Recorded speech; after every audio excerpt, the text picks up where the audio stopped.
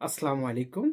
আমার প্রাণপ্রিয় সন্দ্বীপবাসী, আশা করি দেশ এবং প্রবাসী যেখানে আছেন সবাই আল্লাহর রহমতে ভালো আছেন এবং সুস্থ আছেন।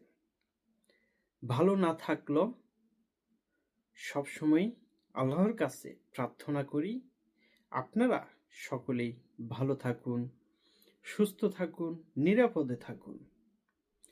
আসুন, দীর্ঘ অনেকদিন পর আজকে আমার জন্মভূমি, মাতৃভূমি, জন্মস্থান সন্দ্বীপ নিয়ে কথা বলার জন্য ক্যামেরার সামনে এসেছি।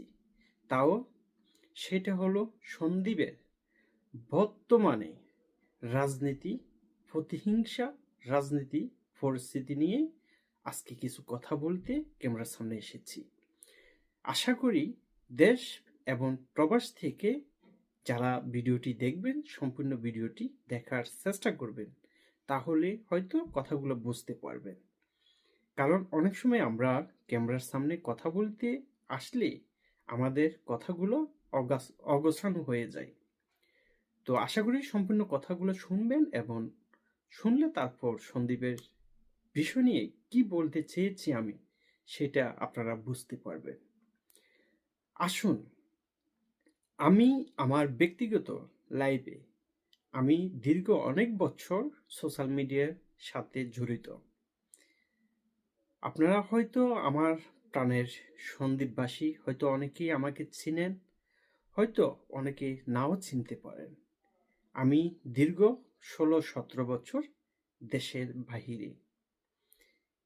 দেশের বাইরে থাকলেও আমরা প্রতিনিয়ত সন্দ্বীপকে মিস করি।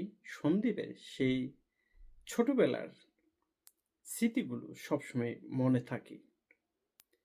এবং এই যে সোশ্যাল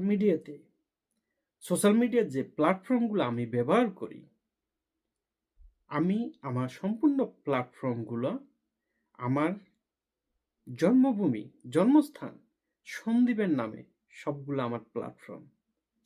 হয়তো আমার প্রাণের সন্দ্বীপবাসী অনেকে হয়তো আমাকে চিনেন, হয়তো অনেকে চিনেন না। কিন্তু বাংলাদেশের প্রায় 4 মিলিয়নের উপর